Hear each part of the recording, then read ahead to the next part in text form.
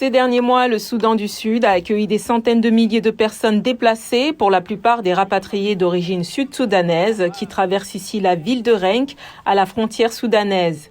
L'une d'entre elles, Yanar Liroy, a déclaré avoir fui le pays sans aucun bien. Je me suis enfuie sans rien en main. Je n'ai rien pu emporter de chez moi. Nous vivions dans une tente de fortune, alors lorsque les bombes ont commencé à tomber sur notre complexe, nous avons fui aussi vite que possible. Alors que des milliers de personnes continuent d'arriver au Soudan du Sud chaque semaine, l'Égypte, située à la frontière nord du Soudan, a effectivement empêché les réfugiés d'entrer dans le pays. Initialement, il autorisait environ 1/4 million de personnes à traverser sa frontière, mais une nouvelle règle en juin exigeait que les Soudanais obtiennent un visa pour rentrer. Les groupes de défense des droits humains affirment que cela viole les normes internationales et que les longs délais d'attente pour les visas mettent en danger ceux qui tentent de fuir.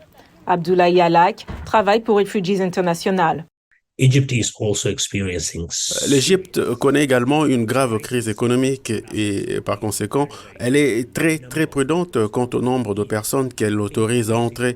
Je pense que c'est là que des pays comme les États-Unis doivent faire pression sur l'Égypte et le HCR pour demander aux autorités égyptiennes d'autoriser les Soudanais à entrer. Mais cela ne suffit pas. Il a ajouté que les pays donateurs doivent augmenter le financement humanitaire en faveur de l'Égypte s'ils souhaitent que le pays recommence à accueillir des réfugiés. D'autres voisins soudanais, notamment la Libye et la République centrafricaine, ont leurs propres problèmes de sécurité et rares sont ceux qui cherchent refuge dans l'un ou l'autre pays.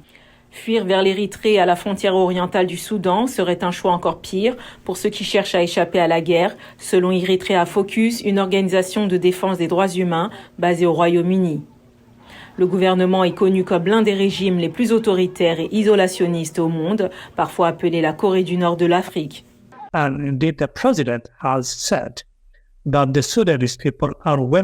président a déclaré que le peuple soudanais est le bienvenu en Érythrée, mais on ne sait pas combien de Soudanais ont effectivement accepté cette offre et pourquoi quelqu'un voudrait-il chercher refuge en Érythrée.